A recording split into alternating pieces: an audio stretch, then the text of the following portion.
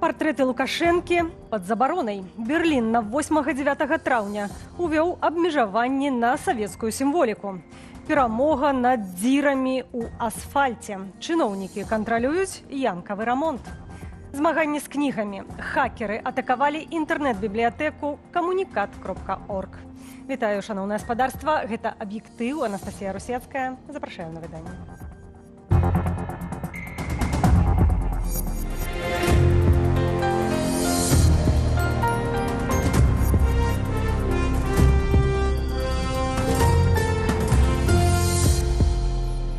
Міжнародны алімпійскі камітэт зняў абмежаванне з беларускіх спартоўцаў. Гэта значыць, што МАК больш не будзе рэкамендаваць не дапускаць беларусаў, як асобных спартоўцаў, так і афіцыйныя каманды на розныя спаборніцтвы. Гэткія меры супраць Беларусі былі ўведзеныя міжнародным алімпійскім камітэтам у 2023 годзе праз удзел рэжыму Лукашэнкі ў вайне Расіі супраць Украіны. Пры гэтым Расіі зняцце абмежаванняў не датычыць. Да гэтай тэмы вернемся ў студыю Белсат, а пакуль да іншых навінаў. Лукашенко напярэдадні 9 траўня сустрэўся з ветэранамі і сілавікамі ды ўручыў дзяржаўныя ўзнагароды. Вайсковай рыторыкі ў ягоных словах няшмат, затое є значна больш у дзяржаўнага сакратара Савету бяспекі Вальфовіча. Між тым, у Маскве ў суботу мусіць адбыцца ўрэзаны з мэтаў бяспекі парад перамогі, на якім будзе прысутнічаць і Лукашенко. З Пуціним яны сустрэнуцца ўжо заўтра ўвечары. Уладзіслаў Корсак. Дзяржаўны сакратар Савету бяспекі Александр Вальфовіч заявіў, што, маўляў, большасць еўрапейскіх дзяржаваў разам з Гітлерам ішла захопліваць жыццёвую прастору на ўсходзе, рабаваць і забіваць. Пасля гэтага Вальфовіч яшчэ і абвінаваціў Захад у фальсификации гісторыі. Это такі, можа, большай ступені посыл Москве. Як бы такая присяга лояльности. Вы это говорите, ну и мы говорим. И говорить у нас Вальфович. Если у пана есть собачка, вот, так хай он гавкае. А пану этого робіць всем не абавязкова. І сапраўды Лукашенко прынамсі пакуль што адзначыўся больш лагоднаю рыторыкаю. Падчас уручэння дзяржаўных узнагародаў ён гаварыў пра мірнае неба над галавою, памяць пра перамогу і, вядома ж, дзяжурна перасцерагаў. Мы прославляем Родину прежде всего своими трудовыми победами. Но если потребуется, мы готовы защищать ее, не жалея своей жизни, с оружием в руках. Гэтак Лукашенко прамаўляе, нягледзячы на тое, што Менск ужо 5-й год фактычна застаецца адным з галоўных саюзнікаў Крамля ў справе забеспячэння захопніцкай вайны супраць Украіны. А яшчэ ён збіраецца ў Маскву на парад перамогі 9 траўня. Дык можа, там ужо ва ўсю моц падыграе Пуціну. Некай вострай рыторыкі, скажем, на адрес Украіны, ну, моя гипотеза, ни в Москве, ни в Менску не будет з его вуснаў.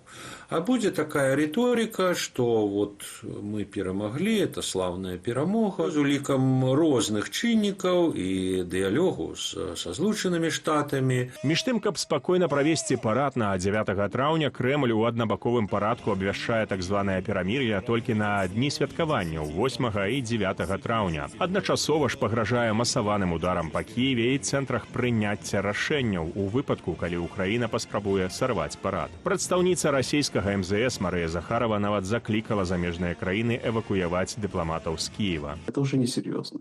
То есть все, что можно было кидать по Киеву, было кинуто по Киеву. Все, что можно было кидать по Украине, было кинуто по Украине. Все, что они делают, они кидают просто по мере накопления сейчас. Поэтому все рассказы о том, что они сейчас ого-го как эскалируют, ну, нами воспринимаются просто как уже какой-то уже смешной блеф. Паводле ж інфармацыі за Киев Independent, украінскія ўлады не бачаць сэнсу спыняць агонь толькі на 2 дні. За апошнія сотні ад расійскіх абстрэлаў ва ўкраіне загінулі больш за 30 цывільных асобаў. Владимир Зеленскі ўжо заявіў, што Расія сама парушыла абвешчаны Украінаю з 6 траўня рэжым цішыні і больш хвалюецца за бяспеку параду, чымся за жыцці ўласных грамадзянаў. Росія довоювалась до того, що Расія даваявалася да таго, што іх галоўны парад ужо залежыць ад нас. І гэта выразны сігнал. Трэба завяршаць. Я дзякую ўсім, хто з намі, хто з Украінай. Слава Украіне! Адметна, што як мінімум у 15 суб'ектах Расіі парады або скасаваныя цалкам, або істотна скарочаныя. Нават у вельмі далёкіх ад мяжы з Украінаю рэгіёнах улады спасылаюцца на пагрозу бяспецы. У Маскве ж парад упершыню за доўгі час пройдзе без цяжкай вайсковай тэхнікі. Адмяняюцца салюты і абмяжоўваецца інтэрнэт. За некалькі дзён да параду ў Маскве Украіна працягвае масаваныя ўдары па рэгіёнах Расіі. Масква ж сцягвае супрацьпаветраную абарону з гэтых рэгіёнаў да сябе, абы забяспечыць правядзенне прапагандысцкай урачыстасці. Владзіслаў Корсак, Белсат. У Берліне забаранілі партрэт Александра Лукашэнкі і дзяржаўны сцяг Беларусі. І іх разам з партрэтамі Пуціна і Кадырова, а таксама сцягамі Расіі і Чачэніі нельга прыносіць на памятныя ўрачыстасці, якія пройдуць з нагоды сканчэння Другой сусветнай вайны 8 і 9 траўня. Акрамя таго, забарона насіць вайсковую уніформу і яе элементы, дэманстраваць сімвалы Савецкага Саюза і цяперашняй вайны Расіі супраць Украины. Дыпламаты і ветэраны Другой сусветнай вайны вызваленыя ад забароны на вайсковую форму. Пры гэтым любая украінская сімволіка не забароненая. Абмежаванні будуць дзеяць на тэрыторыі 3 буйных мемарыялаў – Тыргартене, Трэптавер-парку і Шенгольцер-гайде. Пастанову прынялі ўлады Берліну, а кантраляваць выкананне будзе паліцыя. Аналагічныя меры ўводзіліся ў Берліне і год таму. Перапіс насельніцтва і таварныя біржы, супраца з Расіяй у дзейнасці з каштоўнымі металамі і спынення пагаднення пра дапамогу уцекачам. 6 законапраектаў прынялі сёння дэпутаты Палаты прадстаўнікоў. Сярод іх закон аб ратыфікацыі мемарандуму аб супрацы з Пакістанам у галіне працаўладкавання. Ці чакаць цяпер наплыву мігрантаў з гэтай краіны, высвятляла Ірына Дарафійчук. Ударны дзень для працы лукашэнкаўскіх дэпутатаў. Палата прадстаўнікоў прыняла ў першым чытанні закон аб пагадненні з Пакістанам у сферы працы і працаўладкавання. Між іншага, у законе удакладняюцца правілы і парадак найму працаўнікоў з гэтай краіны, а таксама абавязкі Беларусі ў абароне правоў працоўных мігрантаў ды іхных сем'яў. Калі пакістанец згодны і здольны з'ехаць з Пакістана, то, напэўна, ён паедзе ўсё ж такі ў краіны Захада, у Польшу ці ў нейкія іншыя краіны, чым у Беларусь. Таму я не чакаю наплыва эмігрантаў, тым ліку з Пакістану. Аб прыездзе ў Беларусь пакістанскіх працоўных мігрантаў Лукашенко загаварыў летась пасля візіту ў Менск кіраўніка ўраду Пакістану Шахбаза Шарыфа. Пусть это будет 100 тысяч, может быть 120, 150 тысяч этих специалистов. Мы готовы принять их в Беларуси и создать им необходимые условия для работы. Пазней, пасля неадназначнай рэакцыі ў грамадстве на гэтыя планы, Лукашенко неаднаразова заяўляў, што працоўныя мігранты праблемаў не ствараюць. Они все на контроле в наших органах власти, в милиции. Мы их видим, те, кто приехали. Паводле афіцыйных звестак, летась у Беларусь прыбылі больш за 48 тысячаў працоўных мігрантаў. Амаль палова з іх грамадзяне Туркменістану. У пяцёрку, апроч Расіі і Украіны, увайшлі яшчэ Узбекістан і Кітай. А вось з Пакістану за год прыехалі 500 працаўнікоў. Працуюць яны ў галінах будоўлі, харчавання і гандлю. Пры гэтым, паводле маніторынгу інфармацыйнага агенцтва «Позірк», колькасць вакансіяў, прапанаваных пакістанцам у Беларусі за 2 апошнія месяцы павялічылася ў 6 разоў – з 54 да 332. Шукаюць, між іншага, будаўнікоў, трактарыстаў, працаўнікоў малочных фермаў. У беларускіх калгасах амаль такі ж самы заробак, як сёння ёсць у самім Пакістане. Каб зарабіць гэтыя невялічкія грошы, не трэба нікуды з'язджаць з Пакістану. Таму вось гэты погляд аб тым, што мы можам запрасіць працаўнікоў на малочныя фермы ці на працу трактарыстам, ён, канешне, не здзейсняльны. Сёння ў Беларусі 140 тысячаў працоўных вакансіяў, таму пошук працягваецца. Пытанні працоўнай міграцыі сярод іншага днямі абмяркоўваліся амбасадарамі Беларусі і Бангладэшу. Ірына Дарафійчук, Белсат. На Беларусь з тэрыторыі Украіны рушыць магутны фронт ляснога пажару. У зоне рызыкі, перадусім Міклашэвіцкі лясгас у Лельчыцкім раёне. З гэтай нагоды на ўзмоцненае дзяжурства пераведзеныя больш за 80 працаўнікоў памежных з Украінаю лясгасаў і 15 адзінак пажарнай тэхнікі. Паводле Міністэрства лясной гаспадаркі, агонь наблізіўся на адлегласць 2,5 кіламетры да тэрыторыі Беларусі. Магутны лясны пажар у Чарнігаўскай вобласці Украіны на гэты момант ахоплівае каля 2400 гектараў. Ён узнік 5 траўня праз вайсковыя атакі Расіі. Сітуацыя ва ўкраіне лічыцца крытычнаю, бо згасіць пажар дасюль не могуць. Чыноўнікі напярэдадні 9 траўня паабяцалі адрамантаваць усе пашкоджаныя за зіму дарогі. Справіцца абяцалі акурат да ўрачыстай даты. Аднак, мяркуючы з відэаводгукаў, шлях да перамогі над дзірамі ў асфальце атрымаўся занадта выбоістым. У сутнасць бясконцай барацьбы зазірнуў Зміцер Смак. Рукі ў кішэнях і няспешная гутарка пад акампанемент тэхналогіі мінулых стагоддзяў. Прыкладна так выглядае бескампрамісная барацьба з глыбокімі ранамі беларускіх дарог. На жаль, у ворага пакуль колькасная перавага. Сколько они сделали? Раз, два, три. А дальше, как было, так и осталось. Ну вот, тут залатали, а тут будьте здоровы. Куда катимся, а? Ужо колькі разоў чыноўнікі абяцалі ўвогуле не рабіць так званы ямкавы рамонт, бо часовыя латкі трымаюцца нядоўга і абыходзіцца ў выніку даражэй, чым адзін раз якасна замяніць усё дарожнае палатно. Але, як высветлілася, вялікая перамога патрабуе вялікіх ахвяраў. Планируется уже к 9 мая все дороги подготовить к летней эксплуатации, обеспечив максимальное устранение сезонной ямочности. На галоўных магістралях святочная карцінка можа і ўдасца, але паспець перамагчы ямы на астатніх дарогах за 2 дні да абвешчанай перамогі задача нават не зорачкаю, а з сапраўдным сузор'ем. Рэч у тым, што з 86 тысяч кіламетраў аўтадарог рэспубліканскія трасы займаюць усяго 16. Усе астатнія мясцовыя, і адказваюць за іх мясцовыя арганізацыі. Вось толькі грошы ім даюць на гэта мізэрныя. Пра адраджэнне раёнаў гавораць шмат, але прынятая праграма дарогі Беларусі забіла спадзяванні аж да 2030-го. Каля 17 мільярдаў рублёў з рэспубліканскага бюджэту і каля 2 мільярдаў з мясцовых бюджэтаў. Хаця, вось як я і кажу, большасць дарогаў якраз знаходзіцца вось у раённым і абласным падпарадкаванні, а яны атрымліваюць фактычна, у десятак амаль разоў менш сродкаў. Якасць мясцовых дарог суадносная, заасфальтаваныя менш паловы, і яны часцей у дзірках. Амаль 37% пакрытыя жвірам і шчэбенем, 15,5% увогуле грунтавыя. А гэта 11 тысяч кіламетраў, што распаўзаюцца багнаю ў весну.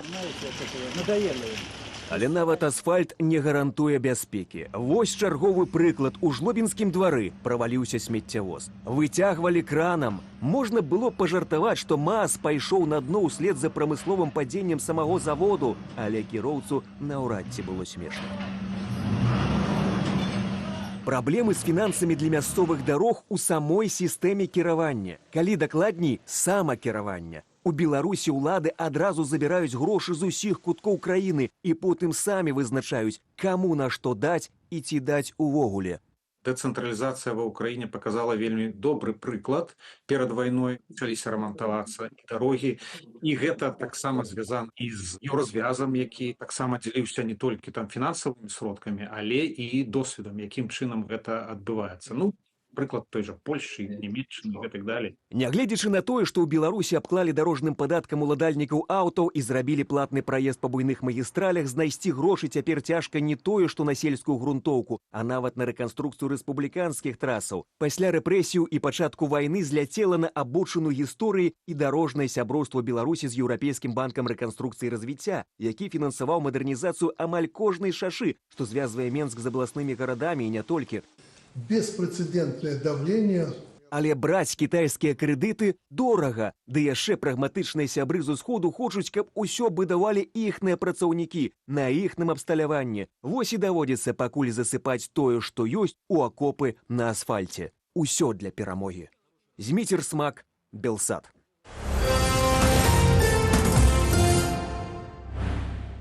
Літоўскія мытнікі за некалькі дзён не прапусцілі з Беларусі 2 дзясяткаў цяжкавікоў, а таксама развярнулі як мінімум 2 рэйсавыя аўтобусы.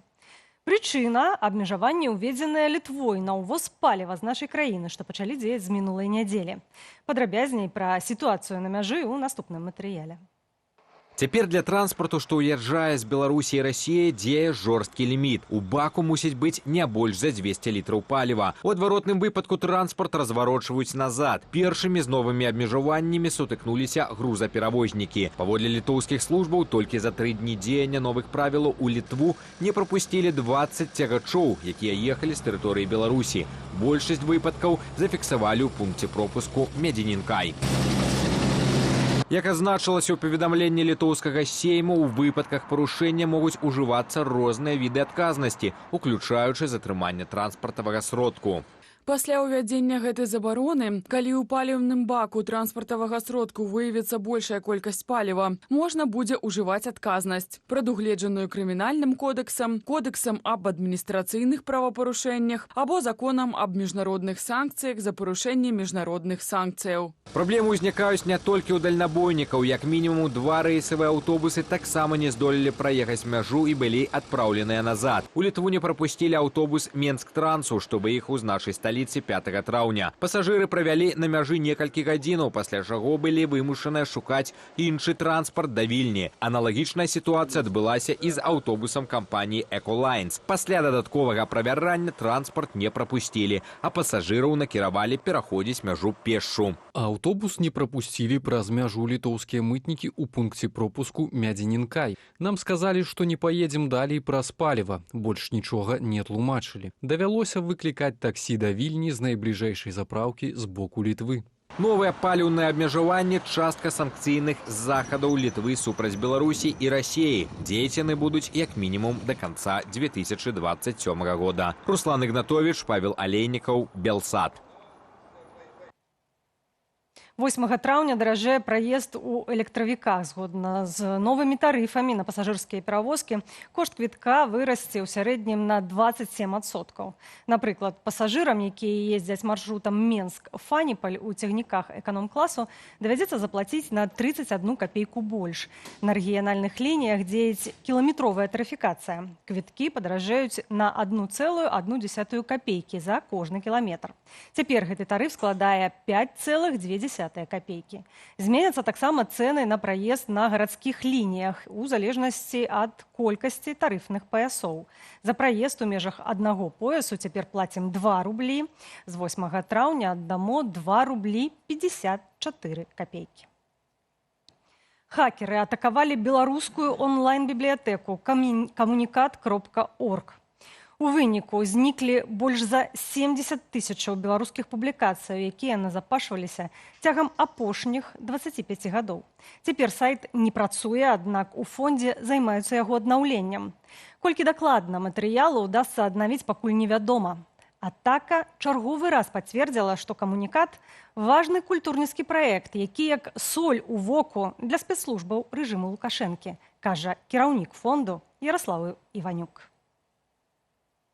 Гэта пэўная паслядоўнасць. Камунікат ад 23 году ёсць на прыцэле спецслужбаў. Найперш Міністэрства дэзінфармацыі і прапаганды заблакавала наш сайт. Ды ўрэшце вось 3 красавіка сайт быў прызнаны экстрэміцкім фарміраваннем, што і фундацыя камунікат.орг і я асабіста ўваходзім у экстрэміцкае фарміраванне. Ну, гэта для мяне ёсць адназначна, што зацікаўлены ў знішчэнні гэтага сховішча беларускай культурнай спадчыны рэжым Александра Лукашэнкі. І гэта яны змагаюцца з намі. Праз 5 гадоў пасля выраку у калоніі памёр асуджаны за хабар экс-дырэктар скідзельскага цукровага камбінату Дмітрий Ягораў. Пра гэта паведаміла выданне «Флагшток». Цела мужчыны сёння меліся забраць з калоніі. Не выпусцілі нават перад смерцю, ведаючы, што ён памірае, бо з нявыплачанымі пазовамі не вызваляюць, хоць паводле закону смяротна хворых можна адпускаць.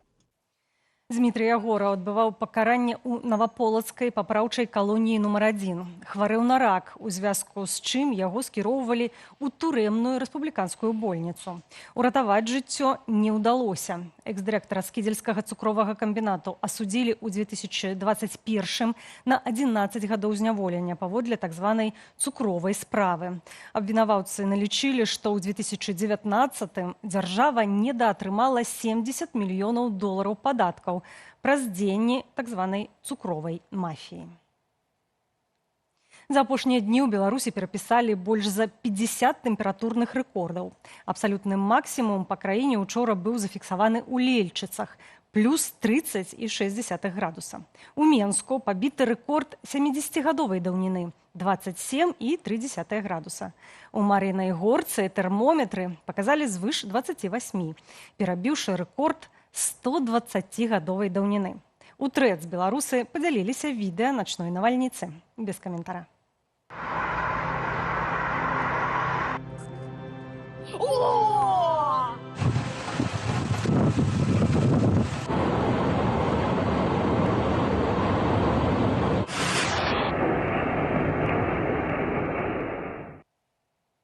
У аб'ектыве на гэтым ставім кропку. Больш навінаў у нашых сацыяльных сетках і на старонцы Белсату. Інфармацыйны вечар працягне студыя Белсат, якую мы правядзём разам з Алісам Залеўскім. Так, вітаю, спадарства. Безумоўна, рашэнне МАК зняць абмежаванне з беларускіх спартоўцаў сёння будзе ў цэнтры нашай увагі. Але не адмінем пра смерць у калоніі былога дырэктара скідзельскага цукровага камбіната. Чаму беларуская сістэма не пашкадавала нават свайго топ-менеджера? І што гэта кажа пра турэмную медыцыну і стаўленне дзяржавы да людзей? Таксама пра Беларусь на венецыянскай біенале. Як беларускія творцы паказваюць нас свету толькі праз рэпрэсіі і тэрор, ці праз нешта большае? Ужо праз некалькі хвілін у студыі Белсат. Маем, спадарства, для вас таксама і апытанне. Заставайцеся з намі.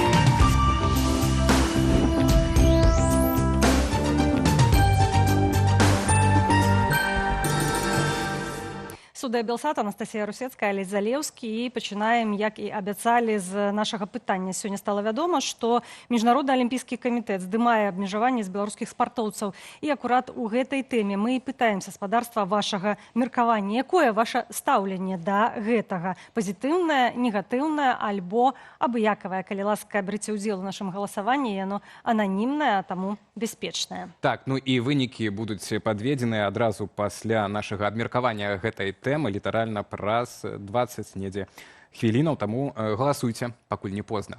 У Наваполацкай калоніі памёр Дмітрый Ягораў. Гэта наша першая тэма. Дмітрый Ягораў былы дырэктар скідзельскага цукровага камбінату. У 2021 яго асудзілі на 11 гадоў калоніі па гучнай цукровай справе. Паводле крыніцаў флагштоку у зняволенага была анкалогія, яго вазілі ў турэмны шпіталь, але перад смерцю так і не вызвалілі. Чаму цяжкахворых людзей пакідаюць паміраць за кратамі? І ці здольная турэмная медыцына ў Беларусі ратаваць анкалагічных пацыентаў? Абмяркуем неўзабаве. Дмітрый Ягораў узначальваў скідзельскі цукровы камбінат амаль 1,5 дзесяцігоддзя. Яго затрымалі ў 2020-м, а праз год прызналі вінаватым у атрыманні хабару ў асабліва буйным памеры. Справа тычылася кіраўнікоў беларускіх цукровых прадпрыемстваў і бізнес-схемаў вакол закупак, паставак і продажу прадукцыі. Фігуранты так званай цукровай справы атрымалі вялікія тэрміны да 13 гадоў калоніі, але цяпер галоўнае пытанне ўжо не пра прысуд, а пра тое, што адбываецца з чалавекам пасля яго. Крыніца флагштоку сцвярджае, Ягораў быў смяротна хворы, але застаўся ў калоніі, бо меў нявыплачаныя пазовы. Пры гэтым закон дазваляе вызваляць цяжкахворых асуджаных.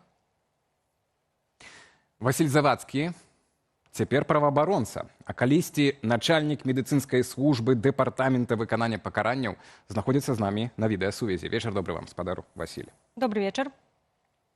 Добрый вечар.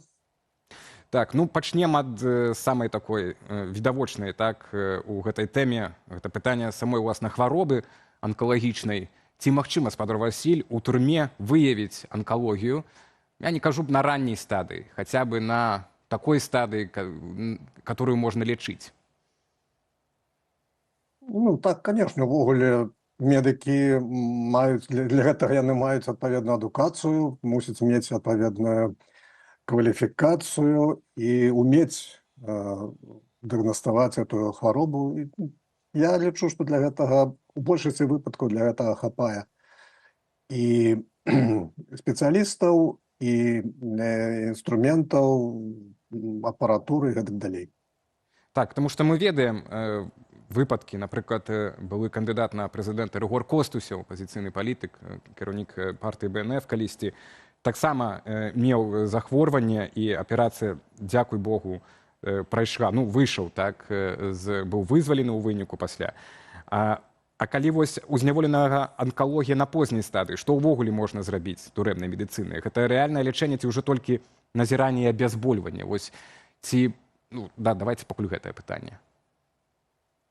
Не, ну трэба сказаць яшчэ тое, што тут жа невядома, ці анкалогія была выяўлена, напрыклад, у гэтага чалавека ўжо ў зняволенні, ці можа ён хварэў да таго, як яго асудзілі, і гэта розныя падыходы. Што датычыць сітуацыі, калі ўжо такіх складаных, там, 4-я стадыя, запушчаных, скажем так, выпадках, лячыць вельмі складана таксама, як і на волі людзей. Тут у гэтым сэнсе мала што адрозніваецца. Іншая справа, што, напрыклад, у калоніях няма ж анколагу-спецыялістаў ні ў адной калоніі, ні ў адной медыцынскай часці. Напэўна, я спадзяюся, што ў рэспубліканскім шпіталі для зняволеных там ёсць такая пасада, але зразумела, што шпіталь для зняволеных – это не месца, дзе зняволены, у тым ліку і хворы, пастаянна знаходзіцца. Яго там часам прывозяць на лячэнне, але вось умоў, конечно, каб назіраць, абследаваць з неабходнай перыядызацыяй у калоніях. Што датычыць цяжка хворых, гэта не толькі анкалогія датычыць. Такіх ужо умоў, на жаль, няма ў калоніях. Спадар Васіль, калі мы кажам пра механізм вызвалення цяжкахворых асуджаных, ці ён цяпер працуе і ці могуць на гэты працэс уплываць родныя, якім чынам?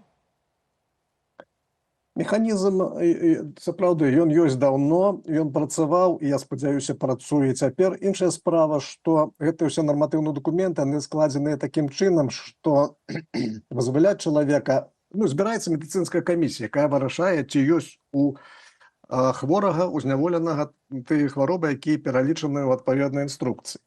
І гэта камісія пасля абследаванняў, пасля кансультацыі, калі выносіць такое заключэнне, што такія хваробы ёсць, то дакументы прадстаўляюць у суд, і суд ужо вырашае, ці вызваляць такога хворага, ці не вызваляць. На маёй практыцы, калі я працаваў, ну, большасці выпадкаў суд ідзе насустрач і вызваляе такіх людзей, але былі такія выпадкі, калі і суд адмаўляў у вызваленні. Гэта адзін аспект. А якія выпадкі, у якіх выпадках, выбачайце, у якіх выпадках адмаўляюць у вызваленні? Цяжкія злачынствы ці... Так, у маёй практыцы это былі такія выпадкі, калі чалавек адбываў пакаранне, напрыклад, за вельмі цяжкія злачынствы. І, ну, яшчэ глядзяць там на характарыстыку, калі, напрыклад, ён там нейкі аўтарытэт сярод зняволеных і цяжкіх злачынстваў, то ў такіх выпадках бывала, што суд адмаўляў у вызваленні. Ну, то бок так вось на сябе суд такое браў, такую адказнасць.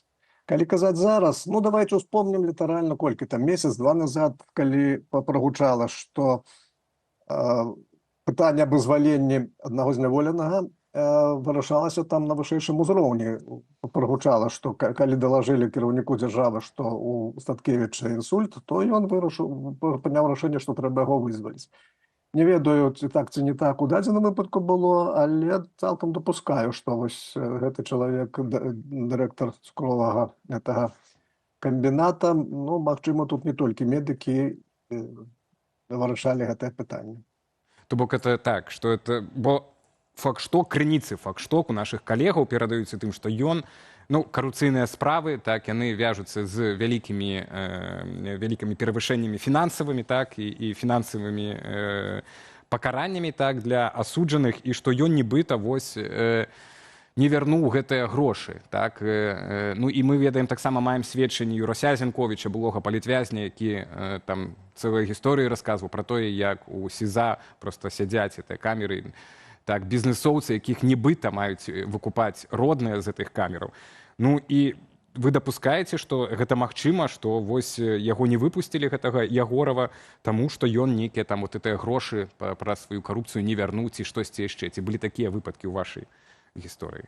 Не, у моей практыцы глибоко такого не было, і я вельмі спадзяюся, што і зараз ось медыцына дакладна гэта не вырашае і не цікава медыкам там гэтыя ўсе запазычанасці ёсць у чалавека ці няма. Першая справа гэта здароўе для медыкаў, і я ўпэўнены, мяркую, што ў дадзеным выпадку так было.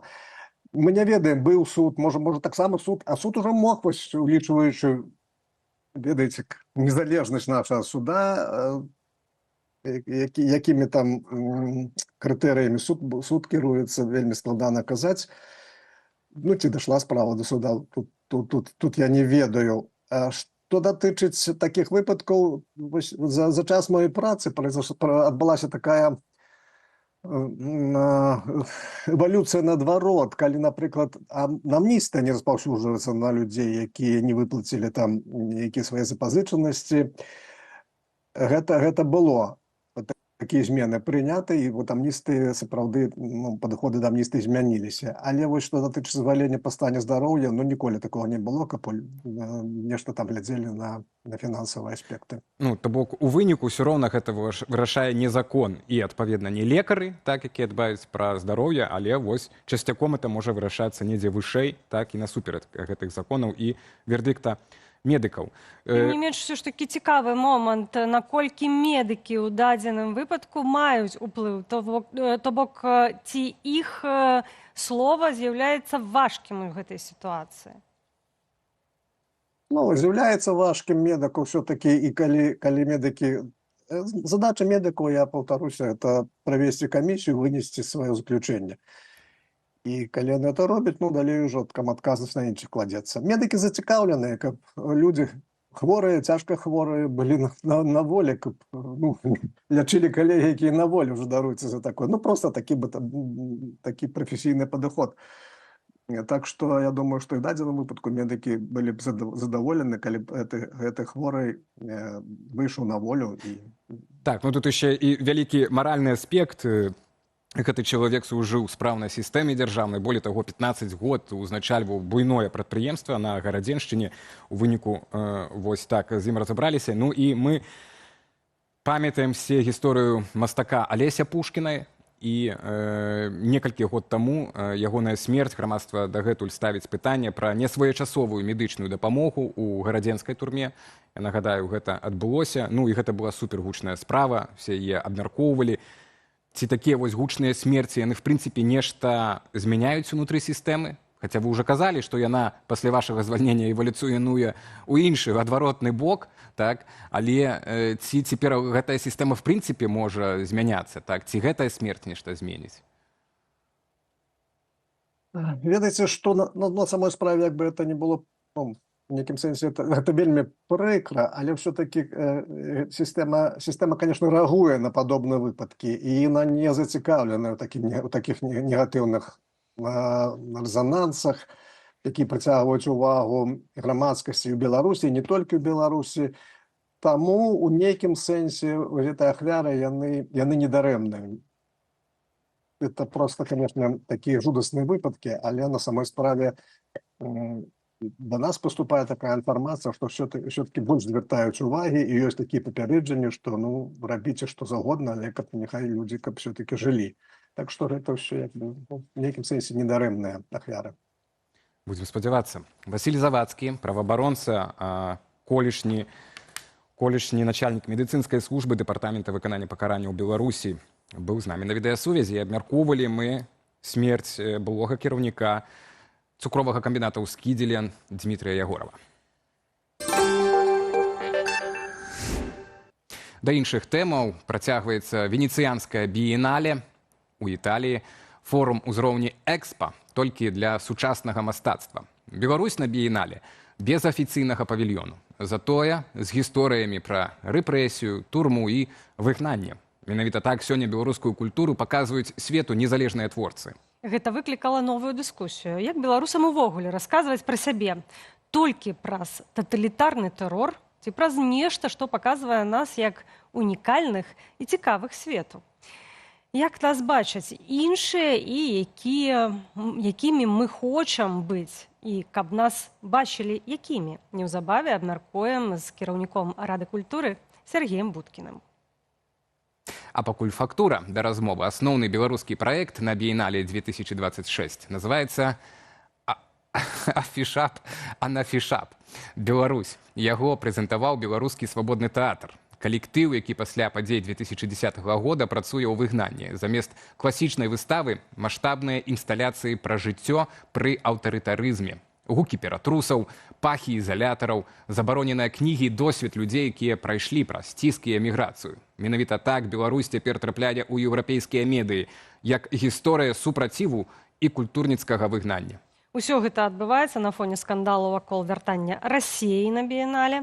Частка мастакоў і палітыкаў вінаваціць арганізатараў у спробе культурніцкага адбельвання краіны, якая вядзе вайну супраць Украіны. І на гэтым фоне пастае пытанне ўжо да самых беларусаў. Ці дастаткова свету ведаць пра нас толькі праз рэпрэсіі і якой увогуле Беларусь хоча быць у глобальнай культурніцкай прасторы. Кіраўнік Беларускай рады культуры Сергей Будкін знаходзіцца з намі на відэасувязі. Сергею, вечар добры. Добры вечар. Да, вітаю ўсіх. Так, Сергей, як вы ацэньваеце беларускі стэнд на біенале? Я таксама папрашу сваіх калегаў, каб карцінку включылі, паказалі, як ён выглядае, каб не толькі каб і аўдыторыя ведала. Як ацэньваеце? Да, я выдатна ведаю, як выглядае стэнд, бо я трошкі назіраў за тым, як рыхтавалася гэта падзея. Мы трошкі спрычыніліся да яе падтрымкі ў тым ліку. А ў прынцыпе, зараз я знаходжуся ў Амерыцы, і якраз мы распавядаем амерыканцам пра ўнёсак людзей з нашай тэрыторыі, з тэрыторыі Беларусі ў амерыканскую культуру. Дзякуючы ім Амерыка стала такой, якой стала, так, потому што беларусы і выхадцы з Беларусі паўплывалі літаральна на ўсе сферы, да, там, культуры, на бізнес, на мафію, так, на Голлівуд, на тэлебачанне, на спорт і так далее. І я думаю, што ў нас вельмі шмат цікавых гісторый для свету, і тая гісторыя, якая распавядаецца на біенале, адна з іх, таму што зараз, калі ў нас фактычна няма, скажем так, дзяржавы, так, але ёсць мы самі як суб'екты, то гэтая роля культурніцкай дыпламатыі кладзецца не на нейкія афіцыйныя структуры, не на нейкія міністэрствы, ведомствы і прызначаных кіраўніцтвам краіны людзей, а на саміх нас, так, на тых беларусаў, якія могуць быць голасам той Беларусі, якую мы хочам бачыць у будучыні, той Беларусі, якая ў нашых сэрцах, і расказваць літаральна праз розныя тэмы, якая наша краіна. Ну вось, Сергей, бачыце, вы паехалі ў Злучаныя Штаты, каб амерыканцам расказаць пра ўнёсак беларусаў у іхную гісторыю станаўлення дзяржавы.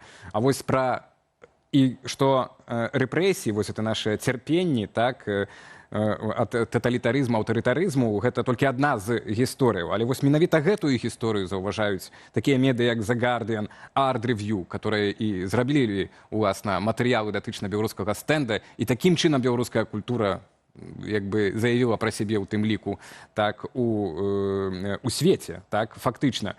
Але пытанне, ці мы хочам, каб толькі вось гэтую гісторыю ведалі пра нас, і ці мы можам іншую некую гісторыю, ну, як кажуць цяпер, прадаць, так, свету. Ну, я зноў жа тут карыстаюся сваім досведам. Яшчэ трошкі раней якраз нашы прадстаўнікі з Беларускай рады культуры праводзілі лекцыю для студэнтаў універсітэта ў Капенгагене пра Беларусь, якраз распавядалі у тым ліку пра сітуацыю, так, у нашай краіне, таму што як бы замаўчаць гэта таксама, ну, было бы дзіўна, таму што гэта гісторыя здзіўляе, гісторыя мае на ўвазе рэпрэсіі, тэрору, так. Эта гісторыя выклікае, я бы сказаў, такое неразуменне, таму што да канца, напрыклад, тыя ж еўрапейцы, пагатоў амерыканцы, ну, паверыць у гэта не могуць, калі ты распавядаеш нюансы. і дробязі, але гэта адзін з ключоў да гэтых дзвярэй, да дзвярэй інтарэса, да супрацы, да прыцягнення ўвагі. І праз гэта таксама можна захадзіць, там, што калі мы паглядзім далей, што адбываецца ў тым же беларускім павільёне на біенале, то мы ўбачым там і шэф-кухара, так, дацкага, убачым вось налепленыя гэтыя кнігі на гэтым глобусе і ўбачым іх назвы і зразумеем, што там вельмі шмат цікавых кнігаў, які важна прачытаць любому, хто цікавіцца сусветнымі трендамі.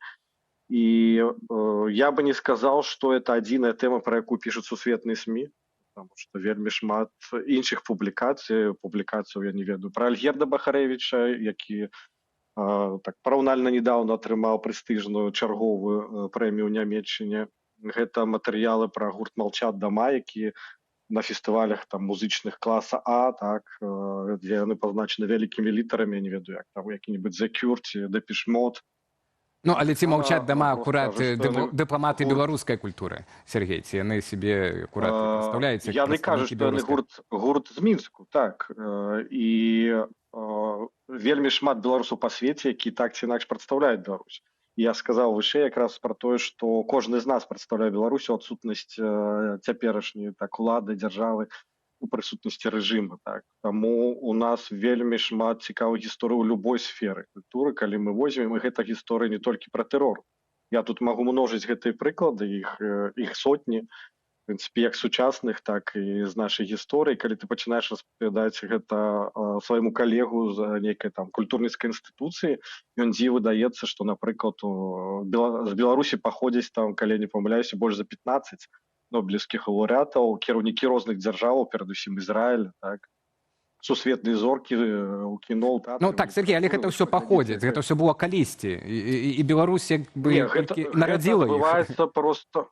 Гэта адбываецца проста зараз. Я маю на ўвазе цяперашнія прыклады, я маю на ўвазе Алеся Беляцкага, Святлану Алексеевич, нобелевскіх лаўрэатаў, я маю на ўвазе гурт «Саюз», які недавно на BBC выступіў, «Ты ж молчат дома», я маю на ўвазе пераклад Альгерда Бахарэвіча, таксама параўнальна недаўны прыклад прысутнасці беларускай мовы у якасці аўдыогіда в музеі Полін гаврэйскай культуры ў Варшаве.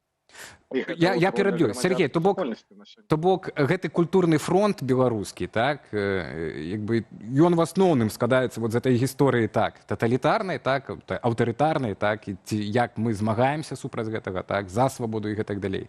Так, гэты фронт культурны, ён завязаны вакол гэтых гісторыяў, то бок гэта нармальная, скажам так, гісторыя ў нашай, так, арганічная, скажам так, хада падзей у нашай сітуацыі, а не вынік таго нашага псіхалагічнага стану, напрыклад, тых жа творцаў псіхалагічнага стану, якія аказаліся ў такой вырванай з кантэксту, так, ад сваёй радзімай сітуацыі.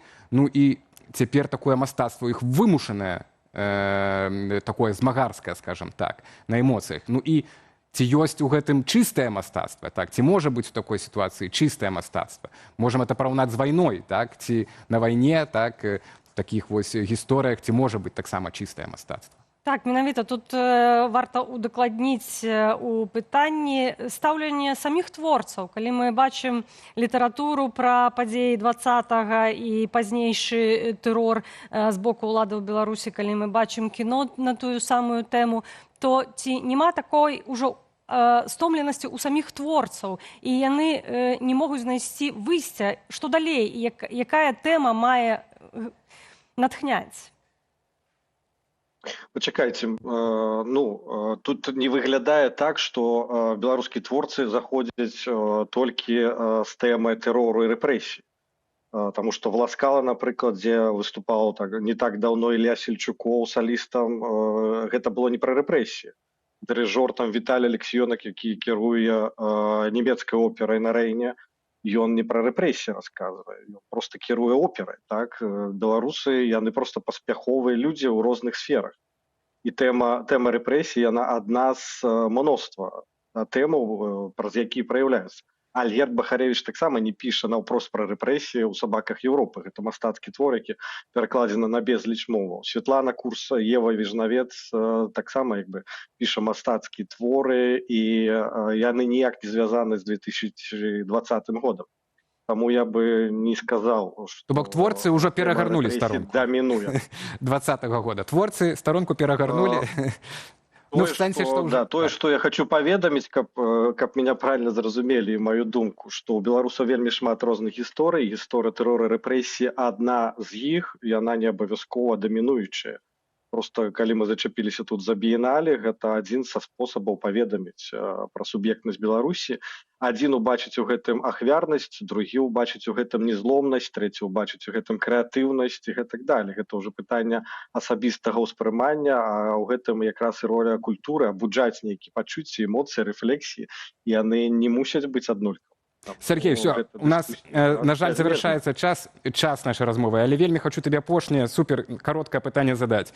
Не толькі культура дыпламатыя краіны, народа, але і спорт. І вось сёння акурат МАК, Міжнародны алімпійскі камітэт, прыняў рашэнне зняць абмежавання з беларускіх спартоўцаў, могуць выступаць пад сваім сцягам, гімнам на ўсіх турнірах.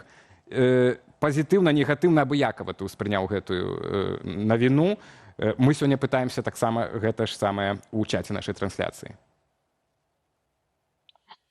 Я думаю, што гэта не вельмі прыемны сігнал, калі вядзецца пра легітымізацыю рэжыма. Безумоўна, все, што тычыцца гэтага, ўспрымаць з вітаннямі немагчыма.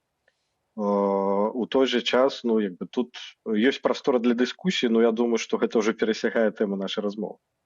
Так, але ты бы прагаласаваў негатыўна. У нас калісьці была кампанія, просто нагадаю, супраць удзелу беларускіх рэжымных выканаўцаў на Еўрабачанні, якая скончылася паспяхова, таму мне здаецца, вось гэты адказ, напэўна, на ваше пытанне будзе. Дзякуй вялікі. Сергей Будкін, кіраўнік нашага кірунка дзейнасці. Так, кіраўнік Беларускай рады культуры быў з намі на відэасувязі. Зараз даведаемся неўзабаве ад наступнага нашага спікера, што ён думае на гэтую тэму. Дзякуй вялікі, Сергей, за час, што знайшоў для нас. Так, і, власна, пераходзім да спартовай тэмы. Міжнародны алімпійскі камітэт больш не рэкамендуе абмяжоўваць удзел беларускіх спартоўцаў у міжнародных спаборніцтвах.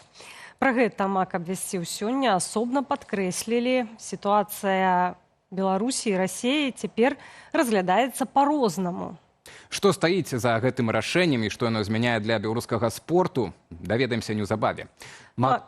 МАК тлумачыць сваё рашэнне тым, што беларускія атлеты ўжо некалькі гадоў выступаюць у нейтральным статусе без інцыдэнтаў, у тым ліку на Алімпіядзе ў Парыжы і зімовых гульнях у Італіі. Акрамя таго, ўжо гэтым летам стартуе адбор на наступныя алімпійскія гульні ў Лос-Анджелесе, і МАК заяўляе, доступ да спорту не павінен залежыць ад дзеянняў уладаў. Пры гэтым Расіі гэтае рашэнне не датычыць. У МАКу нагадалі, што расійскі алімпійскі камітэт застаецца адхіленым, у тым ліку праз юрыдычныя і допінгавыя пытанні.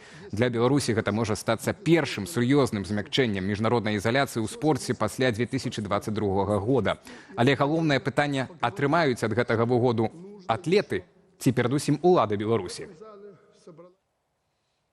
Даведаемся ад Александра Пейкіна, дырэктара Беларускага фонду спартовай салідарнасці, які з намі выйшаў на відэасувязь. Добрый вечар. Вітаем вас. Добрый вечар, вітаю вас.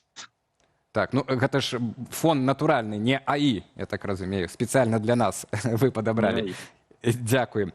Як вы ўспрынялі гэтае рашэнне МАК? Гэта сапраўды паварот у палітыцы адносна, прынамсі спартовай палітыцы адносна Беларусі?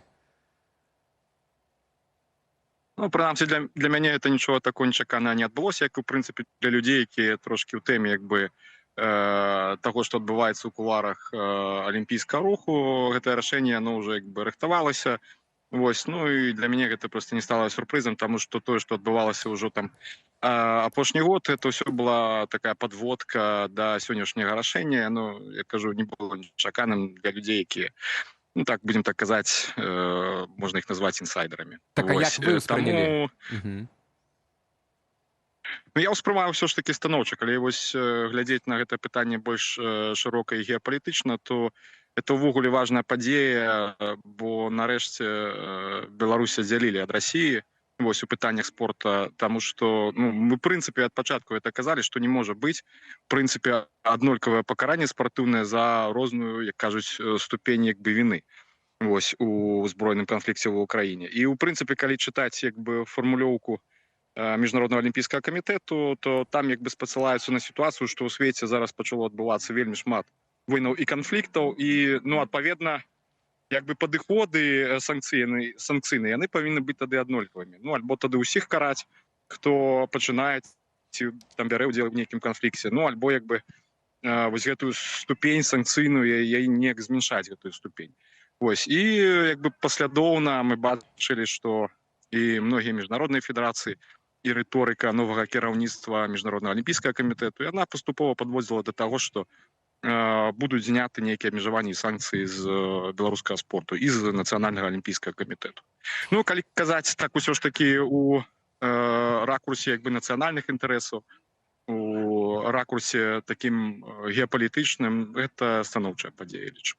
Садар Александр, вы кажаце, што для людзей блізкіх да спорту гэта не было сюрпрызам, не было нечаканасцю. А цяпер пагаворым пра людзей далёкіх ад спорту.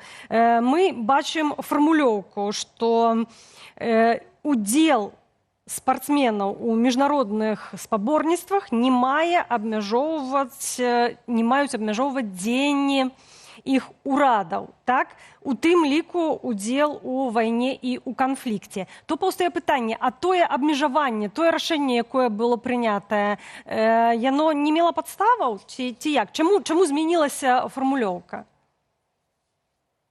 Яно мела падставы, але гэтае рашэнне яно не мела нейкай канкрэтнай даты, калі гэтае рашэнне можа быць зменена, разумееце.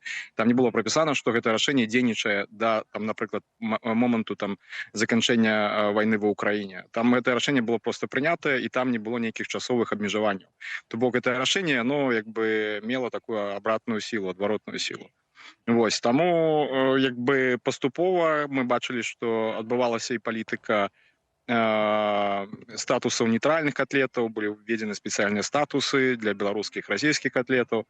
І, в прынцыпе, як спасылалася ў заяве Міжнароднага алімпійскага камітэту, вось якраз такі эфектыўная палітыка нейтральнасці, падыходу нейтральнасці, вось яны прывялі да таго, што, ў прынцыпе, Міжнародны алімпійскі камітэт і новае кіраўніцтва Міжнароднага алімпійскага камітэту, яно ўжо пачало перастала бачыць нейкія праблемы у беларускім спорце, нейкія праблемы ў нацыянальным алімпійскім камітэце. Фактычна паступова падводзіла да такога рашэння.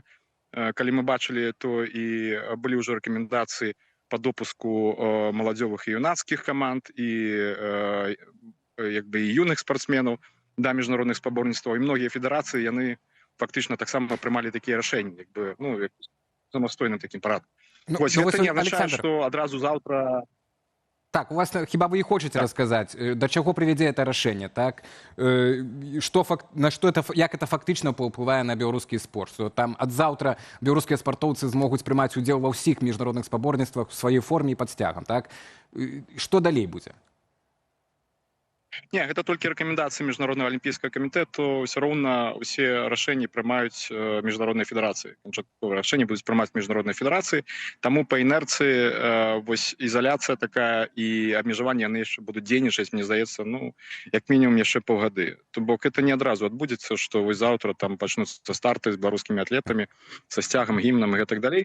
Вось многія федэрацыі будуць трымаць уласны бан, уласную забарону для атлетаў. Прынамсі будуць проста цягнуць з нейкім рашэннем, калі там палітыка міжнароднай федэрацыі на гэта скіравана. Вось асобныя ўрады асобных краін яны могуць таксама накладаць абмежаванні на выдачу, напрыклад, візаў, ці могуць прымаць рашэнне аб забароне на ўезд для атлетаў. Таму вось гэтае рашэнне, оно такое рэкамендацыйнае, і вось такі допуск, ён будзе адбывацца проста паступова, але яно прымалася менавіта пад Алімпіяду ў Лос-Анджелесе 2028 году.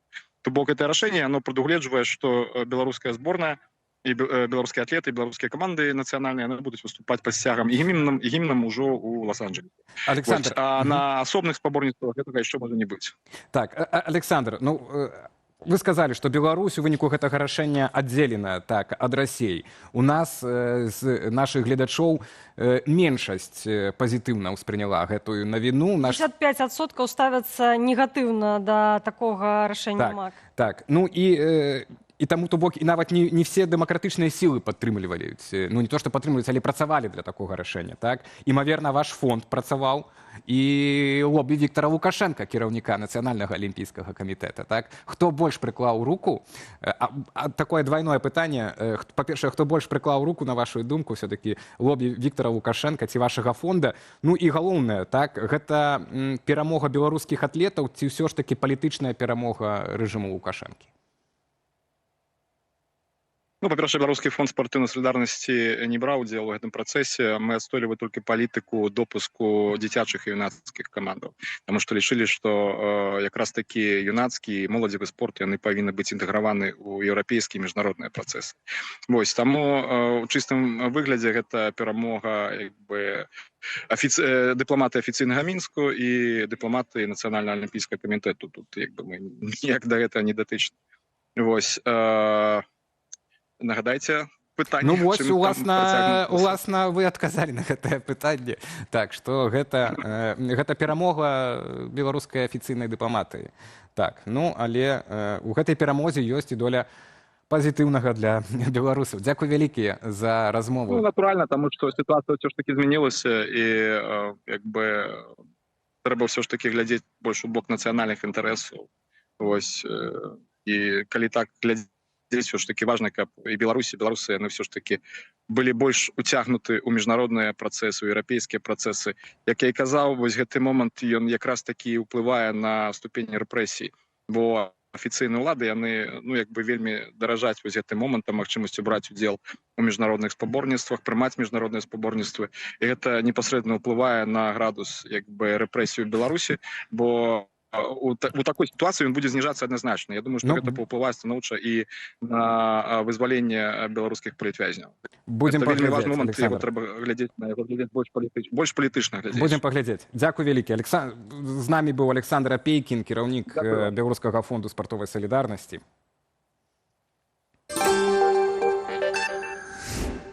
І напрыканцы нашага выдання традыцыйны агляд жыцця ў рэгіёнах. Наша супольная рубрика з БГ Медыа. Віцяблянаў шакавала адна з дзіцячых пляцовак, як у Чарнобылі сумна жартуюць жыхары ў сетках.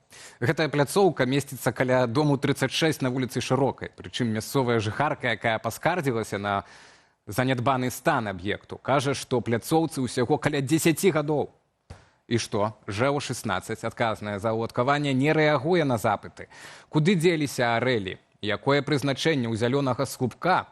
Таямніца. Каментатары не шкадуюць эпітэтаў і крытыкуюць камунальнікаў. Шмат хто скардзіцца, што такія разваленыя пляцоўкі савецкага ўзору сустракаюцца ў іншых віцебскіх дварах. Адна з каментатарак мяркуе, што пасля розгаласу зоны для дваровых забаваў нарэшце прывядуць у парадак. Праверым. Далей гісторыя з Лепелю.